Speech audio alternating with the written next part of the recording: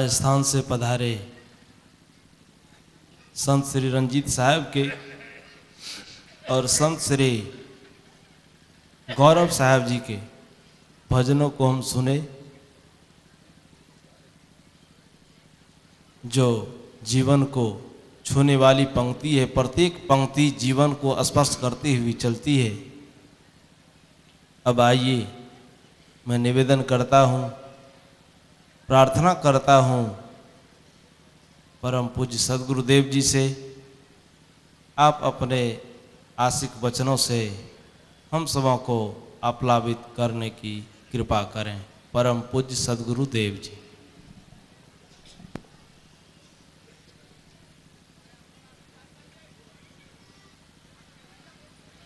चतुर्दिवसीय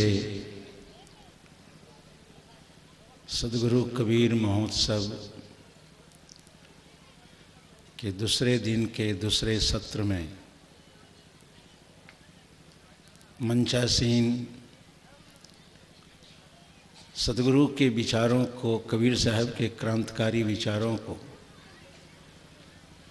यथावत रखने का दृढ़ साहस संपन्न गुजरात करखरी से पधारे संत श्री ज्ञान साहब जी,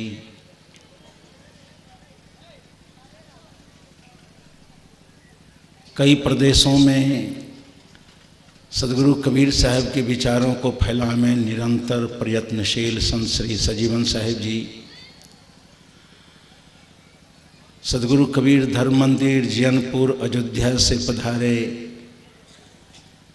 वहाँ के वर्तमान अध्यक्ष संत श्री परीक्षा साहब जी, रीवा मध्य प्रदेश से पधारे संत श्री सनात साहब जी, अन्य संत महापुरुषों जिनके जीवन में सद्गुरु कबीर की पंक्ति चरितार्थ है, जैसा कहो करो पुनीत तैसा। जनसेवा ही जिनके जीवन का एकमात्र व्रत और उद्देश्य और पूजा है। प्रभुता पाई काहि मद नाही की पंक्ति का उल्लंघन करते हुए अहंकार शून्य, शालीन, विनम्र विधान पार्षद माननीय डॉक्टर श्री दिलीप जायसवाल जी,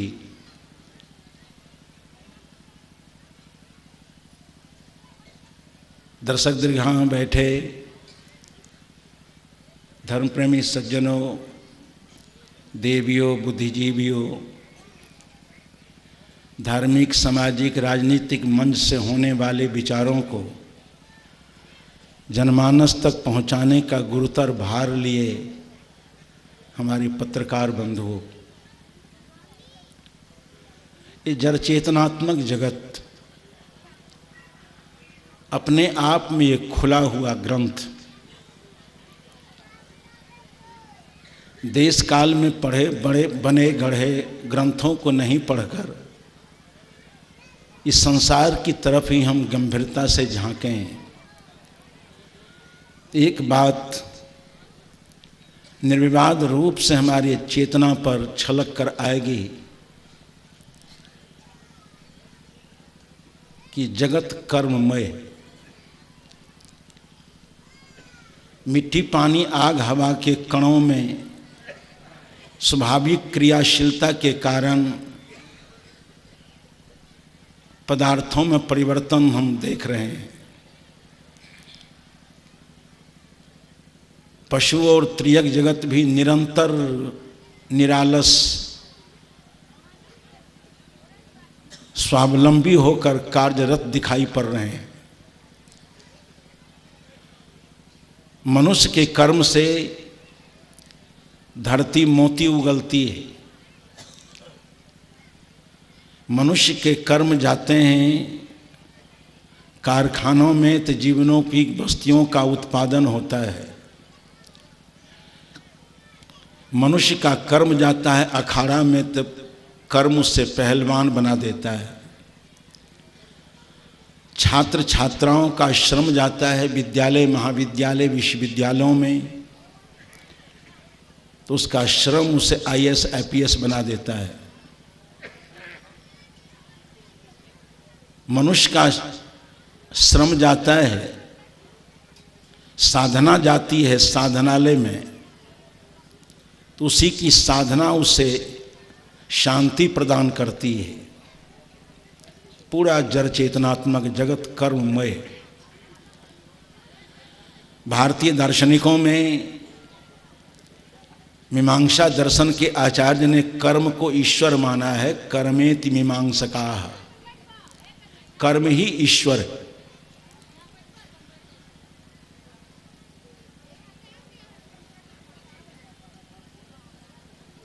सदगुरु कबीर साहब ने भी कर्म को बहुत महत्व दिया, सर्वाधिक महत्व दिया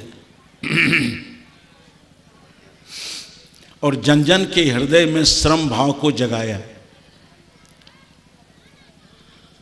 भगवान आदि शंकराचार्य जी ने तो कर्महीन आदमी को मुर्दा कहा है। जीवन मृतः कस्तु निरुद्यमोजः, वह जिंदा आदमी मरा हुआ है जो कर्महीन है। सचमुच कर्म शून्य मुर्दा होता है। कर्म हमारे जीवन की पहचान है, वही हमारे जीवन की जीवंतता है।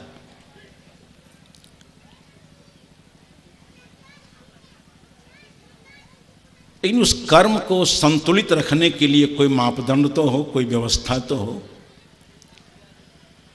कि हमारे कर्म विध्वंसात्मक नहीं हो, सृजनात्मक हो, विघटनात्मक नहीं हो, संगठनात्मक हो। कर्म ही जब पूजा है, कर्म के द्वारा ही जब धरती तल पर अमन और चैन का आविर्भाव हो सकता है, तो कर्म संतुलित कैसे हो।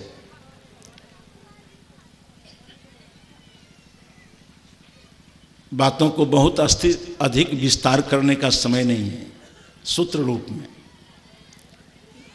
मेरा मानना है कि आज धरती तल पर जीवन जीने वाले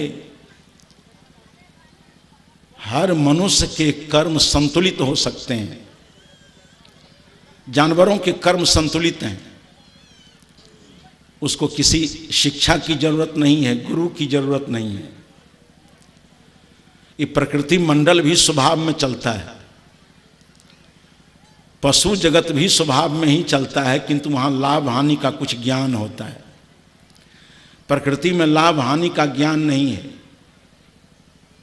सुखाड़ हो जाएगा,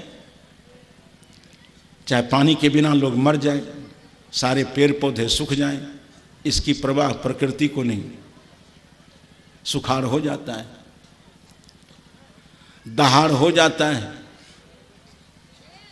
दहाड़ शब्द जब कान के सामने आता है तो गर्त वर्ष की विभीषिका आंखों के सामने नाचने लगती है, लोगों के रोंगटे खड़े हो जाते हैं। लाखों लाख लोग गृहविहीन हो गए। खुले आकाश के नीचे लोग जी रहे हैं और ऊपर से मूसलाधार वृष्टि हो रही। प्रकृति को इसका कोई गम नहीं है कि बारिश से क्या किसका नुकसान होने वाला है। हो जाता है, स्वभाव से होता है, जहाँ प्रकृति की योग्यता हो जाती है। ईस्वी का हमको स्मरण नहीं है जब बिहार, बंगाल और आसाम कल्पनातीत पानी के नीचे चला गया था। उस समय हमारे संत श्री ज्ञान साहब जी ने गुजरात से सूचना दी, इतना जबरदस्त सुखाड़ है गुजरात में कि पेड़ में हरे पत्ते दिखाई नहीं पड़ते हैं, पानी के बिना जानवर मर रहे हैं। प्रकृति का स्वभाव है, हो जाएगा, भूकंप हो जाएगा। भूडोल हो जाता है।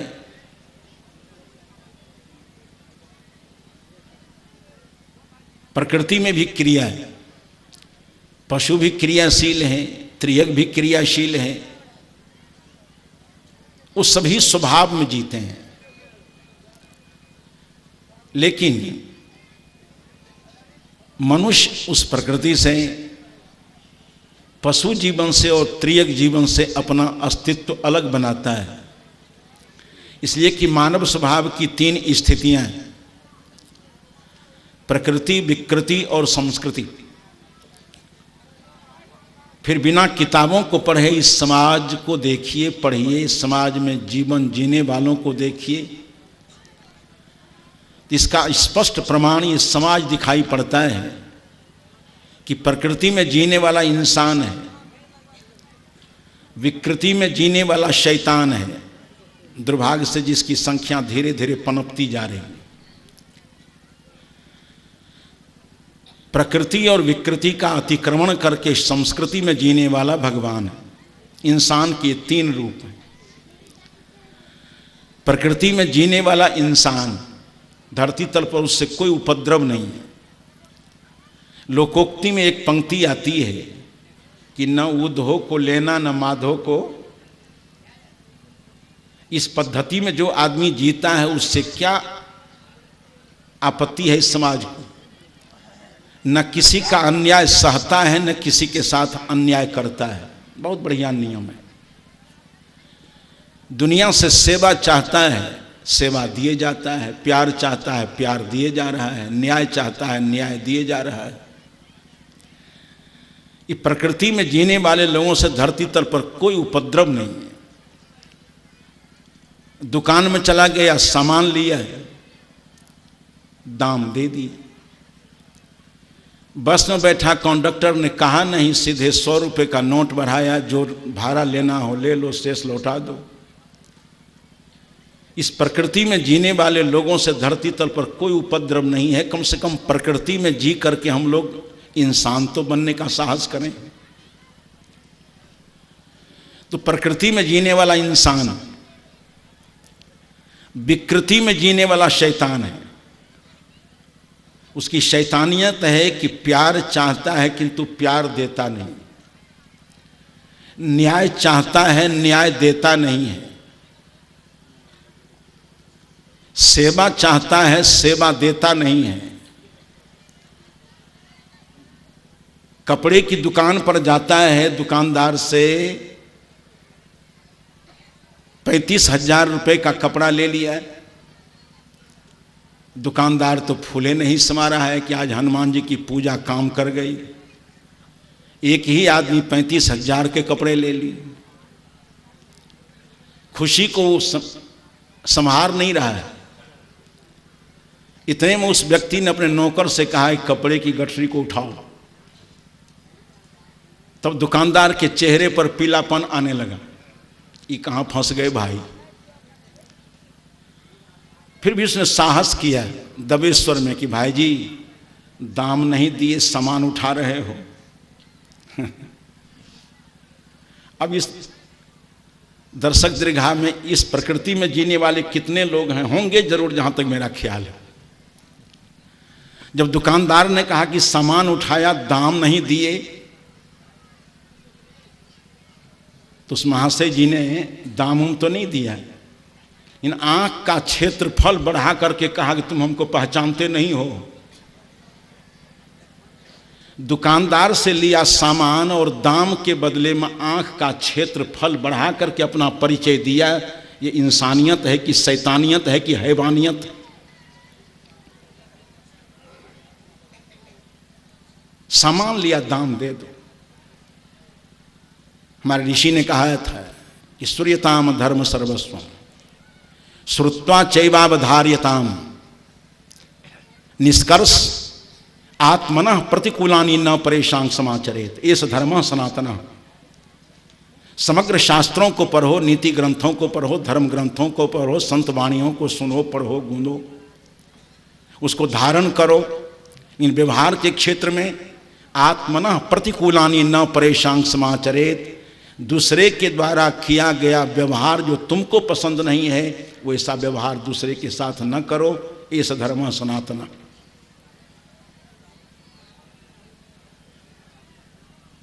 इसको हम नित्य धर्म कहते हैं। हम सारे लोगों के कर्म, अवस्था और परिस्थिति के अनुकूल जो निर्धारित नियम परिनियम है उसका सम्यक पालन, इससे बढ़कर के धर्म और कुछ नहीं। प्रकारांतर से कर्म ही धर्म है। धर्म शब्द धरी धारणे से बना हुआ है। धारणा धर्म मिथ्याहु, जो समाज को धारण करे। इस समाज को धारण किए हुए कौन है? कर्म तो धारण किए हुए है। छात्र जीवन को धारण करने वाला कौन है? छात्र जीवन में निरालस्य कर्म की अप्रतिहत भावना। छात्र जीवन को धारण कौन करता है? निरालस श्रम, अपने आध्यात्मिक गुरुजनों के प्रति आस्था, निष्ठा, सेवा भावना। ये कर्म छात्र छात्राओं का धर्म है। साधना पूर्वक जीवन जीना, मन इंद्रियों को संयत रखना, स्वयं संतुलित जीवन जीते हुए समाज को भी संतुलित जीवन जीने की प्रेरणा देना, यही तो साधु का धर्म है। समाज का सही नेतृत्व करना, जिसके नेतृत्व में गरीब अमीर सब अबाध गति से अपना शैक्षणिक, आर्थिक, शारीरिक, सामाजिक समग्र विकास कर सके, ऐसा नेतृत्व देने वाले को तो हम नेता कहेंगे। यही तो उसका धर्म है।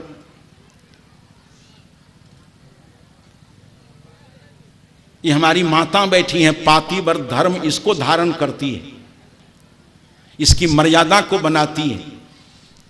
अगर पातिव्रत धर्म को छोड़ करके हमारी माताएं चलें, कितनी इज्जत होगी इनकी, कितनी मर्यादा होगी इनकी। पातिव्रत धर्म को छोड़ करके पत्नी चले और पत्नी व्रत धर्म को छोड़ करके पति चले, कितना विशृंखल ये समाज हो जाएगा। तो जहां जिस अवस्था और परिस्थिति में हम हैं, उसके जो निर्धारित नियम परिनियम हैं, उन नियम परिनियमों के अनुकूल आचरण करना ही धर्म है। इसलिए आत्मनः प्रतिकूलानि न परेशान समाचरे, हमारे कर्म संतुलित हो उसका एक मापदंड ये है। मैं नए सिरे से कुछ और इस पर चिंतन करता हूं तो मुझे लगता है कि कर्म जगत तब तक संतुलित नहीं होगा, निरापद नहीं होगा, संगठनात्मक नहीं होगा, सृजनात्मक नहीं होगा, निरापद नहीं होगा। और तब तक ये पंक्ति हमारे जीवन में चरितार्थ नहीं होगी कि धर्म न हिंदू बौद्ध है। ध्यान दीजिए पंक्तियों पर। धर्म न हिंदू बौद्ध है, धर्म न मुस्लिम जैन। धर्म चित्त की शुद्धता, धर्म शांति सुख चैन। हिंदू धर्म क्या है, बौद्ध धर्म क्या है, जैन धर्म क्या है, इस्लाम धर्म क्या है? इस सारे धर्मों के नियमों परिनियमों को एक पंक्ति में झांकने का प्रयास करें तो धर्म चित्त की शुद्धता, चैतिक शुद्धता को हम धर्म कहते हैं, जिसके चलते हमारे कर्म इतने अनुशासित होते हैं कि समाज में अमन चैन आता है, निरातंक वातावरण आता है, व्यक्ति अपने आप में शांत होता है और उसी के व्यवहार समाज में निरातंकवाद फैलता है। कर्म की बड़ी मर्यादा है। तो प्रकृति में जीने वाला इंसान और विकृति में जीने वाला शैतान, उसके लिए हमारे कवि ने या संत दिमाग से निकली हुई बहुत अनुशासित पंक्ति है। विकृति में जीने वाले लोगों का उद्घाटन इस पंक्ति से हो जाता है कि आदमी के शकल से अब डर रहा है आदमी। आदमी को देख करके आदमी उतना भयभीत नहीं होता है जितना भयभीत कि बाघ, सिंह और गहुमन सांप से होता है। बाघ, सिंह, हुड़ार और गहुमन सांप से भी अधिक जहरीला ये आदमी। एक दिन मैं बैठा हुआ था मंच पर, शाम होने वाली थी, एक आदमी आया और हमसे कहता है कि साहब सूर्यास्त के पहले विश्राम कर दीजिएगा। हम कहा क्यों घबराए नजर आ रहे हो? कहा सत्संग स्थल से हमारा निवास स्थान दूर है। हमने कहा रास्ते में जंगल झाड़ है क्या, बाघ सिंह हुड़ार है? कहा जी नहीं, सरपट मैदान है। बाघ सिंह हुड़ार नहीं है, लेकिन दुर्भाग्य है कि आजकल आदमी बाघ सिंह हुड़ार हो गया है। सांप मिल जाना उतना खतरनाक नहीं था। सांप छू ले किसी को, सबसे जटिल विषधर गहुमन और करेत होता है हम लोगों के बिहार में। अगर वो छू लेता था तो मंत्रिया को कम से कम नील के दाल उल पटकने का मौका मिलता था, मंत्राराधन करने का मौका मिलता था, हॉस्पिटलाइज करने का मौका मिलता था। वो सांप का विष कुछ अवसर देता था उपचार करने का। इन आदमी में जो नैका गहुमन करेत सांप हुआ है, वो तो नहर पर छूता है, हॉस्पिटल कौन जाए? वहीं वृंदावन बिहारी लाल की जय। इस विकृति में आदमी जीवन जी रहा है कि गहुमन सांप लजा गया है। काल्पनिक कथा, एक दिन एक आदमी को गहुमन सांप मिल गया। उसने कहा बहुत दिन से आपके दर्शन नहीं होते हैं। कहा लजा गए, बिल से बाहर नहीं निकलते हैं। कहा आदमी में ऐसा ऐसा कड़गर गहुमन सांप हो गया है कि हमारा बीज तो बेकार चला गया है।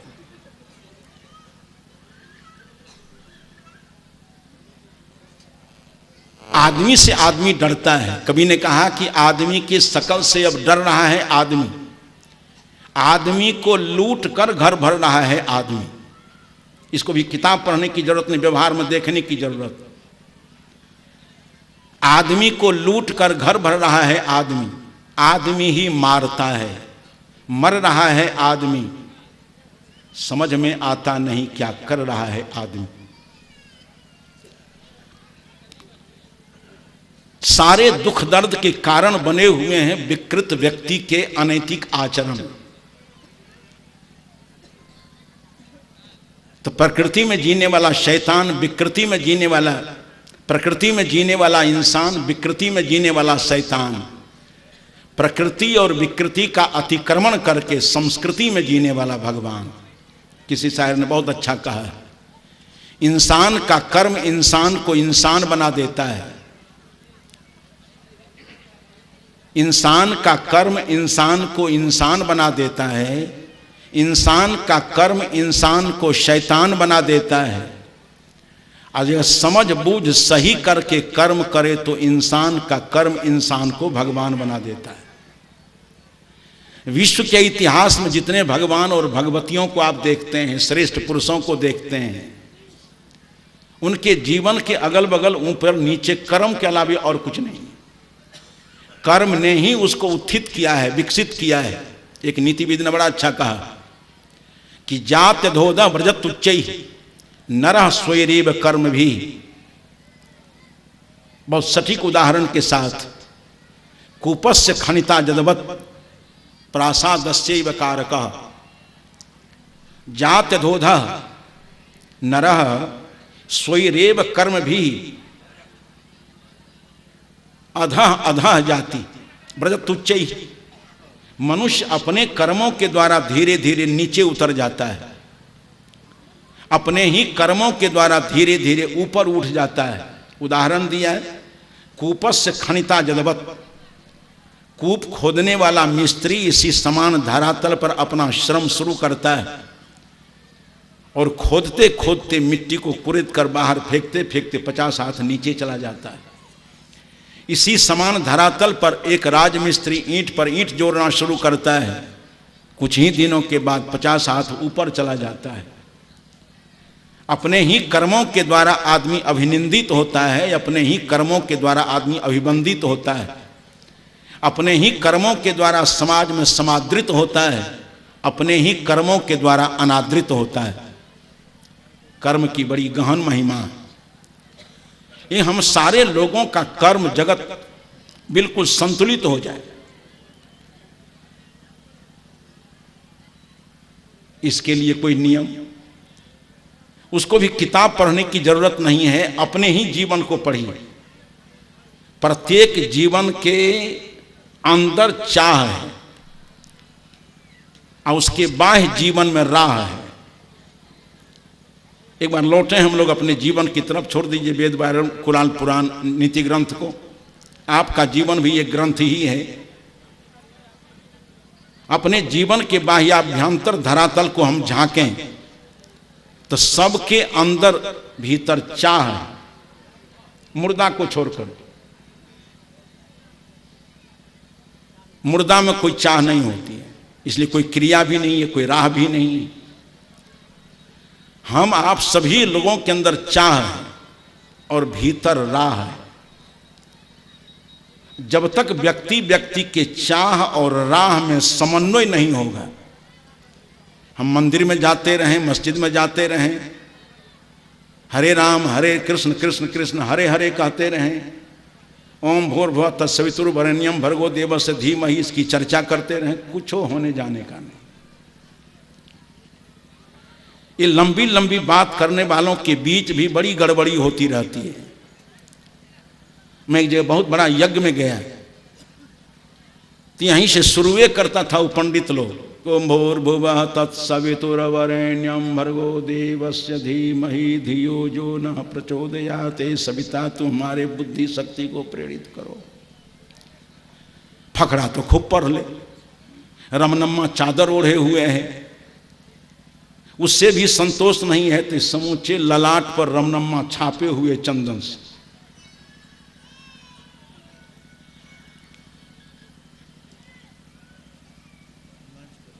अब मंच पर से नीचे उतरा तब हिसाब किताब करते जा रहा है।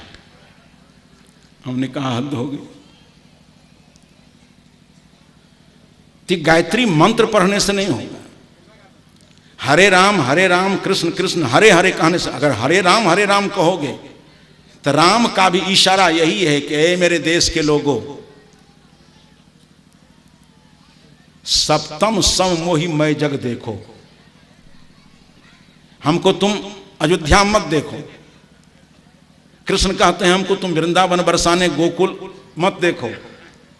तब कहां देखो? राम ने कहा कि हमको अब तुम हर घट में देखो, इस जगत को तुम सिया राममय समझो।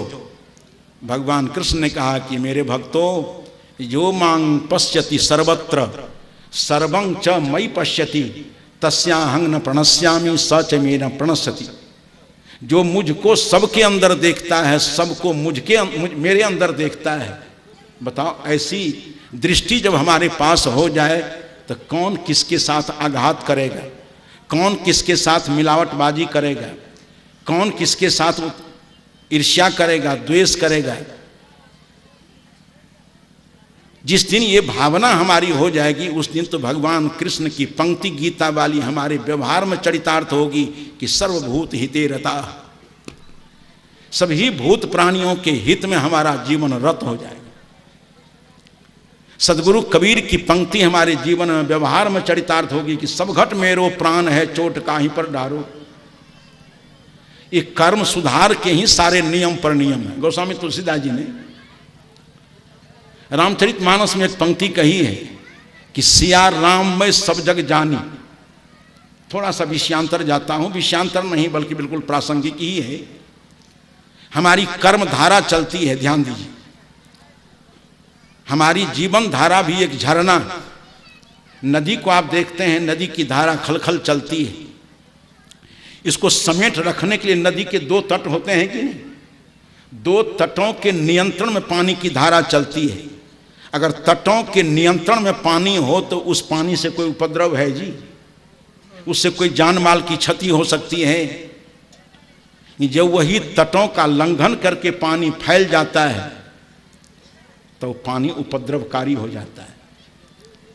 उसी तरह से हमारे जीवन में जो कर्म की झरना है, उसके नियमन के लिए दो तट हैं, एक ज्ञान तट है, दूसरा भक्ति तट है।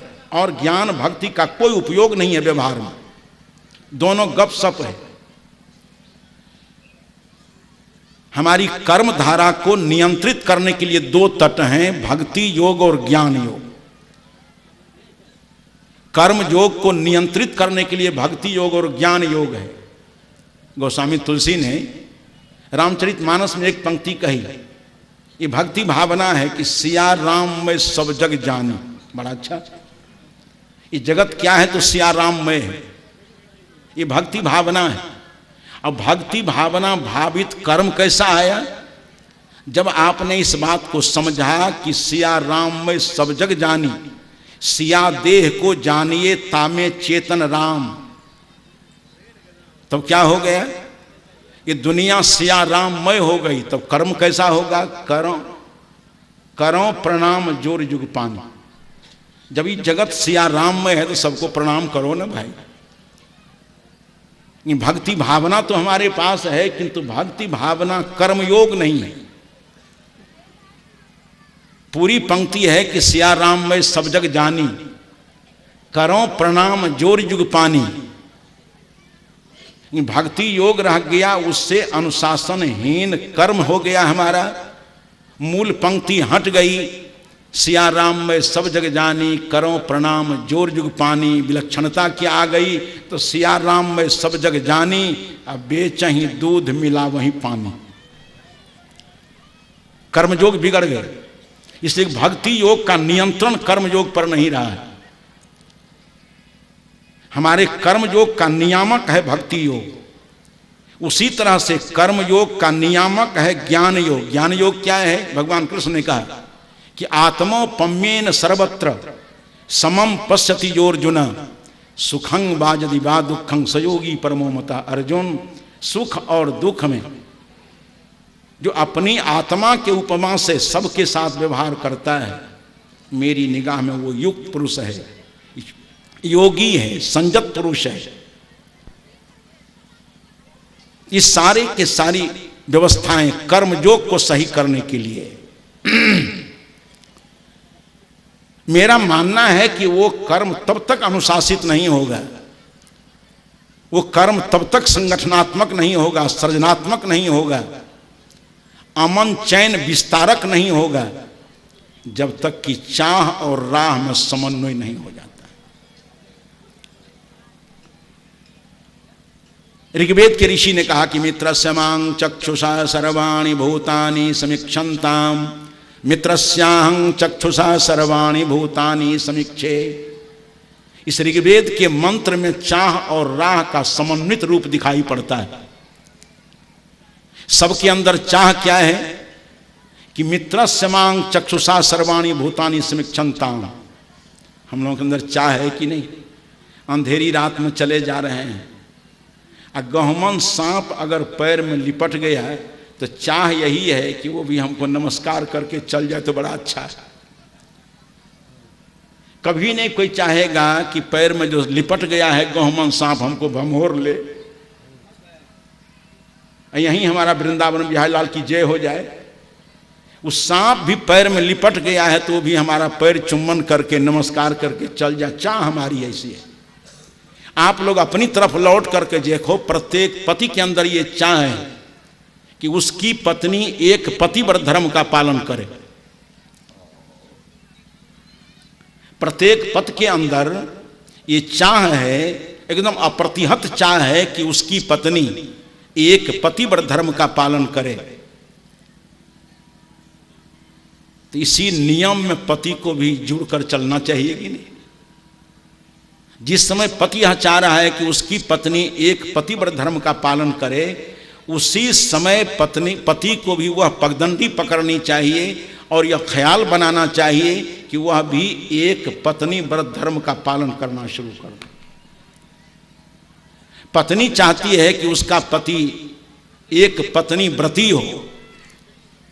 इसी नियम में बांध करके हमारी माताएं चलें। देखिए दाम्पत्य जीवन कितना हरा भरा, कितना मंगलमय, कितना सरस हो जाता है। पत्नी पति के प्रति समर्पित हो जाए, पति पत्नी के प्रति समर्पित हो जाए। देखिए सुख आपके दाम्पत्य जीवन में। महर्षि मनु ने कहा कि संतुष्टो भार्जया भर्ता भर्त्रा भार्या तथैव च यस्मिन नेव कुले नित्यं कल्याणं तत्र वै ध्रुवम्। जहाँ पत्नी के व्यवहार से पति संतुष्ट हो और पति के व्यवहार से पत्नी संतुष्ट हो, उस दाम्पत्य जीवन में एक रस पैदा होता है, उस जीवन में कल्याण की वर्षा होती है, उस जीवन में मंगलमयता आती है। तो जब तक चाह और राह में समन्वय नहीं हो जाए, वेदों को पढ़ो, उपनिषदों को पढ़ो, कुरान बाइबल को पढ़ो, नीति ग्रंथों को पढ़ो, अगर इस सब में कुछ झंझट आपको मालूम पड़ता है तो सिनेमा के गीते सुनो, हमको कोई मतलब उससे नहीं। ये वास्तविकता का चयन तो करो। वास्तविकता सब जगह है। फिल्म ही हम देखने जाते हैं, उसमें मॉरलिटी नहीं है ऐसा नहीं कह सकते, उसमें नैतिकता है ऐसा नहीं कह सकते हैं। नैतिकता वहां भी है, समझने की बात। एक ही फिल्म में अगल बगल के गीत है, वो तो हम जहीं तहीं सुन लेते हैं। बरेली के बाजार में झुमका गिरा रहे,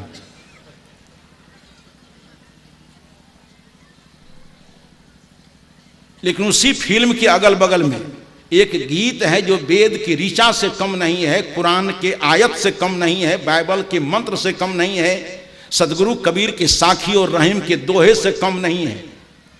शायद हमारे बच्चे उसको गुनगुनाते भी नहीं।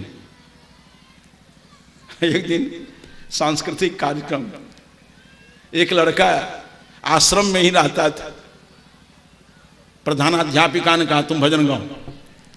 तो लड़का सोचा कि बढ़िया राष्ट्रीय धुन पर राष्ट्रीय भावना भावित भजन गा दें। यही बेचारा भजन गुनगुनाया। यही चुप चुप क्या गा रहे हो, सुनना भी गवारा। यही वेद मंत्र कहना चाहे। अध्यापिका ने कहा बंद करो, क्या गा रहे हो। तो क्या गावे, कहा मारे गुलतबाजी या उड़ जाए गाओ ना। ये गीत आपको पसंद है जो आपकी चेतना को उड़ाता है, जो आपकी चेतना को चंचल बनाता है। जिस चंचल चेतना से आप पथभ्रष्ट होते हो, कबीर देव ने कहा है चंचल चित्त के अधम काम कहे कबीर भज राम नाम। सारे अनैतिक कर्म चंचल चित्त से हुआ करते हैं, और चंचलता को ये गीत बढ़ाते हैं। उस वेद मंत्र उपनिषद के सूत्र को पढ़िए कि इंसाफ की डगर पे बच्चों दिखाओ चल के।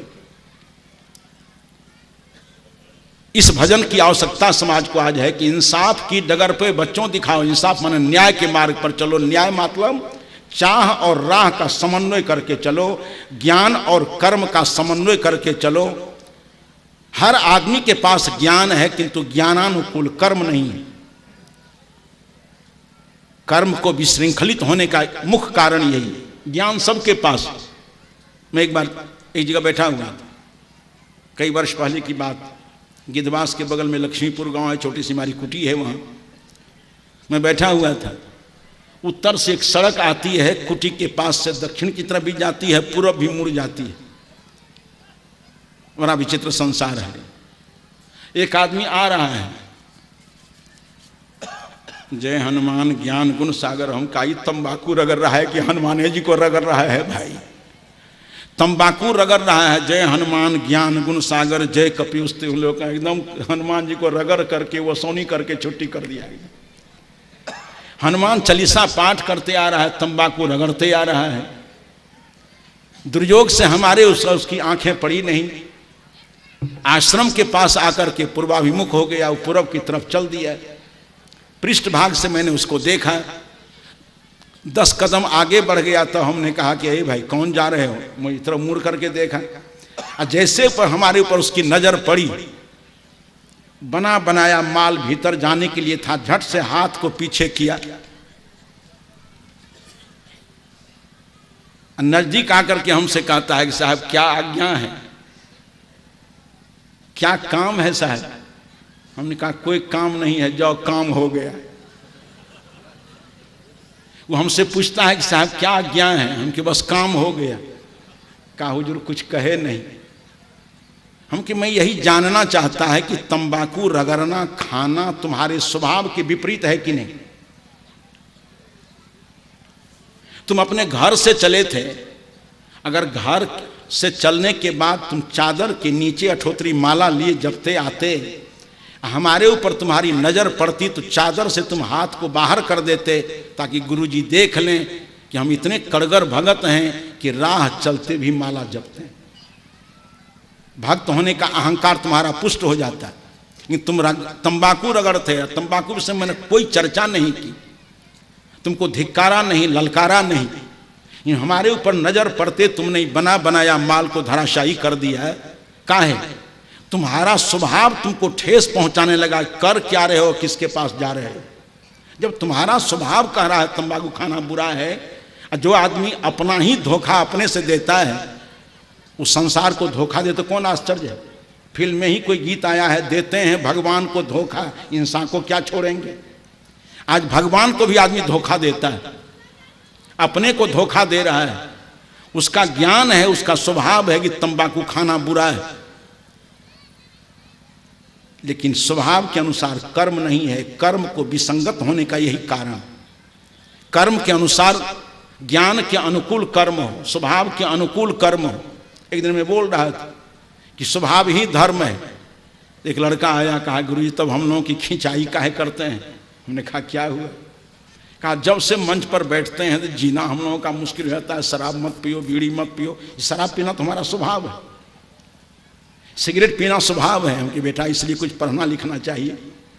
बीड़ी पीने का स्वभाव नहीं होता है, बीड़ी पीने की आदत होती है, शराब पीने की आदत होती है, और ये आदत कुसंग से बनती है। अगर बीड़ी पीने वालों का संग तुमने किया है तो बीड़ी पीने की आदत पड़ जाएगी। ये प्रज्ञावान पुरुषों के झटके में आ गए तब इसका पान तुम्हारे स्वास्थ्य के लिए अहितकर होगा। ये प्याना पीने की व्यर्थता सिद्ध होगी, तुम छोड़ दोगे उसको। स्वभाव बनते बिगड़ते नहीं है, आदत बनती बिगड़ती रहती है। हम कहा बीड़ी पीना स्वभाव नहीं है, बीड़ी पीने की आदत है। चोरी करने का स्वभाव नहीं, चोरी करने की आदत है। सारे अनैतिक कर्म करना स्वभाव नहीं है, आदत है।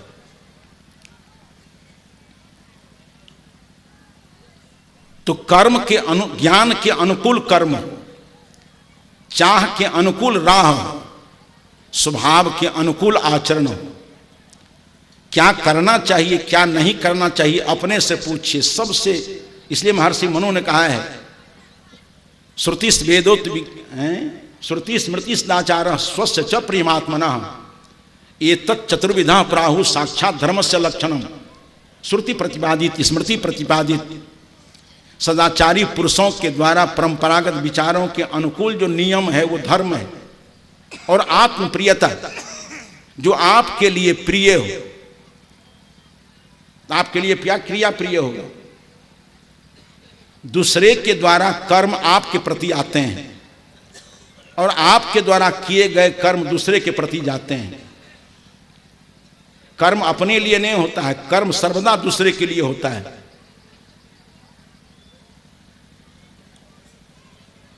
तो चाह और राह में समन्वय हो जाए। ज्ञान के अनुकूल कर्म। मैं अगर मंच पर बोल रहा हूं,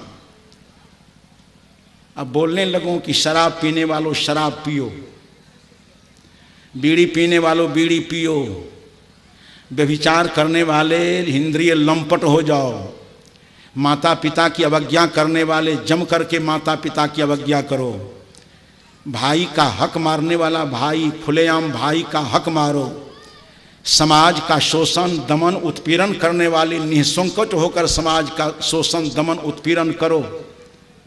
तो ये कर्म करने वाले भी लोग इस दर्शक दीर्घा में होंगे तो भीतरे भीतर कहेंगे ये बोलने वाला महात्मा का दिमाग का फीता कोई ढीला है क्या, जो शराब पीने के लिए कहता है। भाई शराब पीने वाला भी हमको अच्छी निगाह से नहीं देखेगा, क्योंकि समझ रहा है कि शराब पीना बुरा है, इसका अनुमोदन कैसे कर रहे हैं। बीड़ी पीना बुरा है, इसका अनुमोदन कैसे कर रहे हैं। अनैतिक कर्म ही धरती तल पर आतंक फैलाने वाला है, इसका अनुमोदन कैसे कर रहे हैं। क्योंकि सारे लोगों को पता है कि कर्म क्या है, अकर्म क्या है, विकर्म क्या है। ये कर्म के अनुसार। एक बार एक आदमी बहुत समझदार था, इसलिए कहावत है कि बेवकूफ़ों के गांव में अक्लमंद आदमी उपवास नहीं करता। मक्खियों का प्रकोप बहुत ज़्यादा हो गए, खाते खाते आदमी दाल भात को मिलाता है, दर्जनों मक्खियां उसी में लिपट करके भीतरे विश्राम करना चाहती है।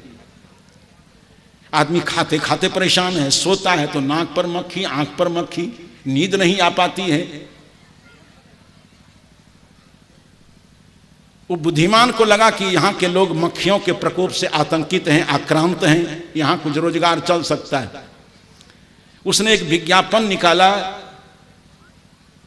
कि मक्खियों के प्रकोप से बचाओ।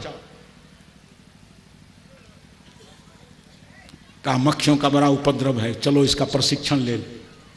100 आदमी अपीयर होगा उसमें, 100 रुपये पर हेड शुल्क, 100 रुपये 100 आदमी दिया, 10,000 रुपये हो गए। एक महाविद्यालय के सभा कक्ष में प्रशिक्षण शिविर लगा, 100 आदमी भीतर गए। प्रशिक्षक महोदय ने कहा कि आदमी ठीक है, ने कहा कि एकदम गिन लीजिए, पंक्ति में सभी लोग बैठे हैं, 100 आदमी है, पैसा गिनिए 10,000 है। वो बेचारा गिना गूथा, फाटक बंद किया। कहा विशेष उपद्रव किस समय करता है? कहा भोजन करने के समय। कहा दोनों हाथ से खाते हो कि एक हाथ से? कहा कि तो पगला गया है लगता है। कहा दोनों हाथ से आदमी कैसे खाएगा? कहा एक ही आदमी से हाथ से खाते हैं। कहा दाहिना हाथ से खाए तो बायां हाथ से? कहा कि दाहिना हाथ से। कहा बायां हाथ सुधर नाम रहता है क्या? अरे बायां हाथ को इजारा में रख देते हो, दाएं हाथ से खाओ, अब बाएं हाथ में रुमाल लेकर के हिलाते रहो, प्रशिक्षण हो गया। लोगों ने कहा इतना जानता कौन नहीं है? कहा तो करता कहां था? अगर इस जानकारी के अनुसार कर्म करो, दाएं हाथ से खाओ अब बाएं हाथ से रुमाल हिलाते रहो, क्या मजाल की मक्खी बैठ जाए तुम्हारी थाली पर। तो बचाव पक्ष का ज्ञान सबके पास है।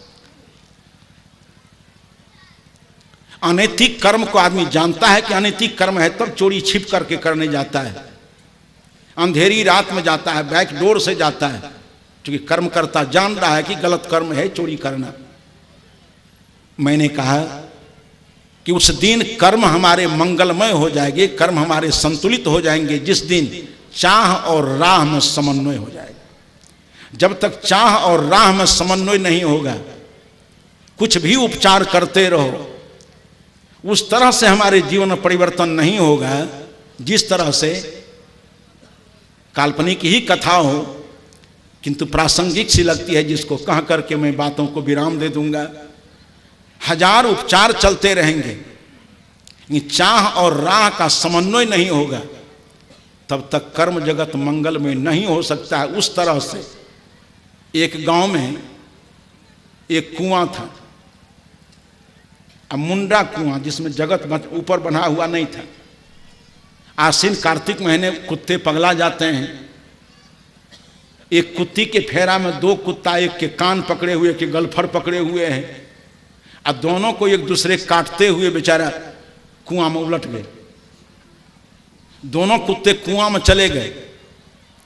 चले तो गए लेकिन निकलना तो कठिन है, मरने के अलावा दूसरा कोई रास्ता तो है नहीं, दोनों मर गए उसी में। अब दोनों कुत्ते कुआं में गिर करके मर गए, सड़ गए, पानी में बदबू आने लगी। पूरे गांव के लिए जल संकट हो गया। हम लोग जब संकट में फंसते हैं तो कहां जाते हैं? पंडित जी के पास, क्योंकि अपनी अकल को तो हम सुधारना में रखा है। बेटी उत्तर तरफ है, जाएंगे बेटी को लाने के लिए, किससे पूछने जाओगे? पंडित जी से।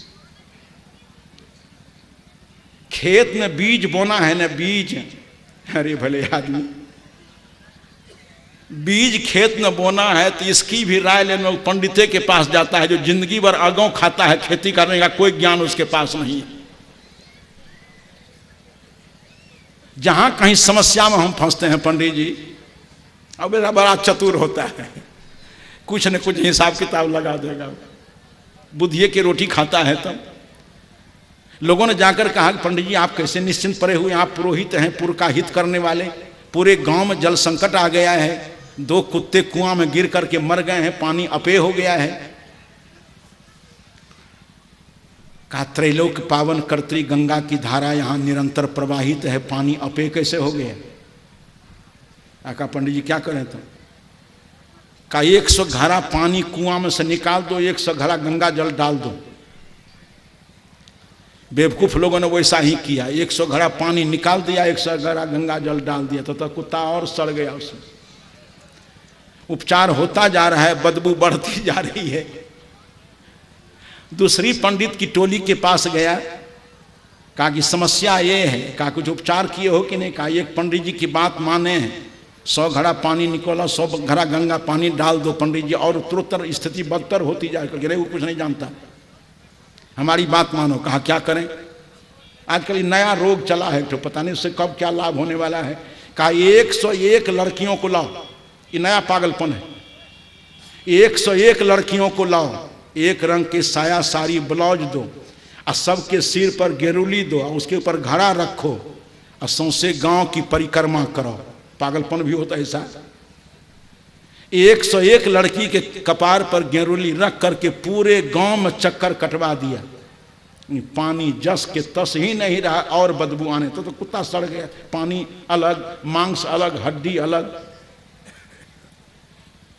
तीसरा पंडित जी के पास गया, कहा पंडित जी ये तो उपचार किए हैं, लेकिन समस्या का समाधान? कहा कि नहीं, वो नहीं जानता है। 11 पंडित को लो, और तमाम हिंदुस्तान की पवित्र नदियों में जाओ, ऐसे मत जाना। गंगा जाओ तो पंडित जी को नई धोती कुर्ता गंजी, और तुम क्यों होना तो पहन लेना तू भी। अब मनोनुकूल भोजन देना, और किसी भी गंगा गोदावरी स्नान करने के बाद कुछ न कुछ स्वर्णदान पंडित जी को करना। करते हुए आओ। मरता क्या नहीं करता बेचारा, वो ऐसा ही किया। और लौट करके आया, तब तो गांव में रहना मुश्किल है, इतनी बदबू आने लगी कुआं में से। इस सारे उपचार करके आदमी थक गया। इतने में एक पारखी संत चले जा रहे। भूर मिटे गुरु मिले पारखी, पारख दे लखाई। मैंने सुबह के सत्र में कहा था कि सदगुरु कबीर तुम्हारे जीवन का मौलिक सुधार चाहते हैं। पारखी संत उसी रास्ते से गुजर रहे थे, देखा कि लोगों के चेहरे पर उदासीनता है, पानी का संकट है, जलंग जीवनम, जल ही जीवन है। कहा तुम लोग बहुत चिंतित हो। कहा कि चिंता कहते हैं गुरुजी, कफन लेने की बारी आ गई है तो चिंता। कहा हुआ क्या? कहा 2 कुत्ते इस कुआं में गिर करके मर गए हैं, सड़ गए हैं, पानी अपेय हो गया है, समूचे गांव के लिए एक ही कुआं है। कहा उपचार कुछ किए हो कि नहीं? कहा कि हाँ इतना इतना किए। तो पारखी संत ने कहा ये कुत्तों को निकाल करके बाहर किए हो कि नहीं? कहा इतना नहीं किए हैं, और सब काम कर दिए हैं। ये स्थिति हमारी जीवन में मौलिक दोष जो हमारे पास है, मौलिक कचरा जो हमारे जीवन में है, उसके ऊपर हमारा प्रहार नहीं है, उसके सुधार की बात नहीं करते हैं। वही मौलिक सुधार की व्यवस्था इस भाव में है, चाह और राह का समन्वय। जब तक चाह और राह का समन्वय ही होगा, तब तक हमारे कर्म निरापद नहीं होंगे, हमारे कर्म संगठनात्मक नहीं होंगे, हमारे कर्म सृजनात्मक नहीं होंगे, कर्म विघटनात्मक होंगे, विध्वंसात्मक होंगे, उपद्रवकारी होंगे। मैंने कहा कर्म को ही लोगों ने ईश्वर कहा, और हमारे कर्म ही आज बिगड़ गए हैं। चारों तरफ राम नरेश त्रिपाठी जी की पंक्ति हमारे व्यवहार में घटित हो रही है कि चोरी जारी छल प्रपंच परपीड़न आडंबर से ओत प्रोत है जहां मनुज का जीवन मद मत्सर से। सर्वनाश की ओर भी हंसते हुए बजाकर डंका, जहां मूढ़ दौड़े जाते हैं फल की तज आशंका। आर्तनाद की जन्मभूमि वह लीला क्षेत्र प्रलय का।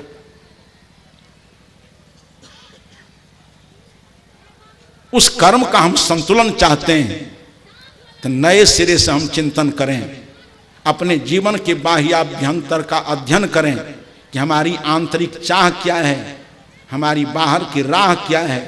जैसी चाह वैसी राह पकड़ो।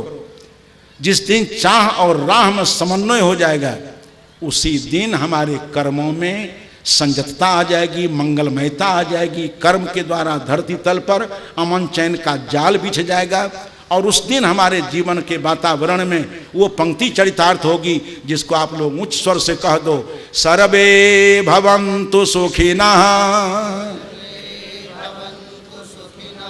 सर्वे सन्तु निरामयाः सर्वे सन्तु निरामयाः सर्वे भद्राणि पश्यन्तु सर्वे भद्राणि पश्यन्तु मा कश्चित् दुःख भाग् भवेत्। सभी सुखी हों, सभी स्वस्थ रहें, सबका पारस्परिक जीवन लगाव सद्भाव प्रेम पूर्ण हो, सभी कल्याण लाभ करें, किसी के जीवन में दुख की गंध रही रहे। बस इन्हीं शुभकामनाओं के साथ देता हूं विराम इस सत्र में अपनी बातों को। बोलिए सद्गुरुदेव की जय।